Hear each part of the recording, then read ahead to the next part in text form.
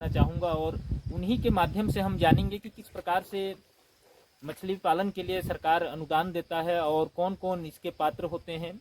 और ज़रूरी इसलिए भी है कि आज जिस प्रकार से देश में बेरोजगारी बढ़ती जा रही है, तो ऐसी स्थिति में व्यक्ति किस प्रकार से अपना रोजगार सृजित कर सकता है, स्वयं का कारोबार स्थापित कर सकता है। तो आज मछली पालन विभाग से भी सरकार अच्छी योजनाएं लाया हुआ है और उन योजनाओं का लाभ यदि हमारे बेरोजगार युवक लेते हैं तो बहुत ही अच्छा लाभ उनको आने वाले भविष्य में होगा, स्वयं का रोजगार भी उनको स्थापित होगा। तो हमारे बीच हैं अभिनीत सिंह, मैं उनका स्वागत करता हूं और उन्हीं के माध्यम से हम जानेंगे कि प्रधानमंत्री मत्स्य संपदा योजना के अंतर्गत किसको किसको लाभ मिलता है, कितना लाभ मिलता है और कैसे इसको लाभ लेने की क्या प्रक्रिया है। तो अभिनीत सिंह जी, आपका स्वागत है। और ये बताइए कि पहले तो ये बताइए कि ये प्रधानमंत्री मत्स्य संपदा योजना में कौन कौन व्यक्ति आवेदन लेकर इसका लाभ ले सकते हैं। जी नमस्ते, धन्यवाद आपका। जिस प्रकार से अब जान रहे हैं कि यह प्रधानमंत्री मत्स्य संपदा योजना मतलब यह केंद्र से पोषित योजना ही है। इसको केंद्र सरकार के द्वारा इसको लॉन्च किया गया है और वर्तमान में अगर आप किसी निजी भूमि के स्वामी हैं अगर, तो आप इसके लिए अप्लाई कर सकते हैं या फिर किसी से लीज पे लेके इसको अप्लाई कर सकते हैं। इसके अंतर्गत में आपके पास अगर आप तालाब निर्माण करना चाहते हैं तो इसमें संवर्धन पोखर और आपका रियरिंग पॉन्ड आप दो तालाब आप बना सकते हैं। संवर्धन पोखर इसमें आपको मिनिमम आपका 50 डिसमिल ज़मीन की आपकी आवश्यकता होती है और जो इससे बड़ा जो तालाब होता है वो 1 एकड़ होता है। तो इन दोनों के लिए आप अप्लाई कर सकते हैं। एक व्यक्ति अधिकतम 5 एकड़ तक का ही तालाब का निर्माण कर सकता है और साथ ही साथ इसके लिए जो भी व्यक्ति बेरोजगार है या फिर उनके घर पे उपयुक्त मात्रा में भूमि है जिसका उपयोग वो नहीं कर रहे हैं, तो उसमें वह तालाब का निर्माण करके अपना रोजगार पालन कर सकते हैं। और साथ ही साथ अपना तो उसमें बेनिफिट लेंगे, साथ ही किसी अन्य को भी उसमें रोजगार देके उनका भी बेनिफिट कर सकते हैं। सबसे पहले जो संवर्धन पोखर है यह इसके लिए मिनिमम भूमि की जो आवश्यकता है वो 50 डिसमिल है। तो इसके अंतर्गत क्या है कि आपको प्रति 7 लाख का हम लोग का प्रति हेक्टेयर का जो टोटल का बजट है, तो इसमें ST SC इन दोनों वर्गों के लिए 60% का अनुदान जो है शासन के द्वारा दिया जाता है और जो OBC जनरल कैटेगरीज है उनके लिए 40% का अनुदान दिया जाता है। और अगर इसमें 7 लाख में इसको अगर हम लोग काउंट करते हैं तो जो 7 लाख रुपए हमारा 1 हेक्टेयर का है, अगर हम 50 डिसमिल हैं तो यह 0.02 हेक्टेयर है, इसको काउंट किया जाता है। तो इसके अंतर्गत जो ST के जो पात्र हितग्राही हैं उनको 84,000 रुपया अनुदान स्वरूप मिलेगा। इसमें वह अपने मछली तालाब का निर्माण करके उसमें मत्स्य बीज का संचयन कर सकते हैं। इसके अतिरिक्त जो 1 एकड़ का जो प्लॉट है उसमें किसानों को 1,68,000 रुपये का अनुदान दिया जाता है।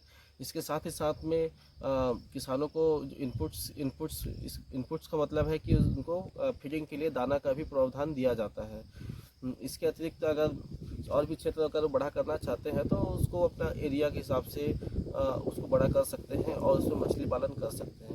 और जो अपने सामान्य वर्ग है उनको 40% का अनुदान दिया जाता है। इसके अंतर्गत उनको जो संवर्धन पोखर है उनको 54,000 रुपये मिलेगा और जो सामान्य है 1 एकड़ में तो उनको 1,12,000 रुपये का अनुदान मिलेगा। साथ ही उनको दाने का भी प्रावधान रहेगा उस पर। इसके अतिरिक्त शासन की और भी अन्य योजनाएं हैं, जैसे कि जो भी शासकीय तालाबें हैं उनको आप पट्टे पे लेके उसमें अगर आपके पास भूमि नहीं है तो जो भी शासकीय भूमि पे तालाब स्थित है, शासन का जो तालाब स्थित है अगर पंचायत स्तर पे, नगर पंचायत स्तर पे, तो उसको आप लीज में लेके उसमें मछली पालन कर सकते हैं। यह जो लीज का जो प्रक्रिया है ये मछली पालन विभाग के द्वारा होता है पंचायत के सहयोग से।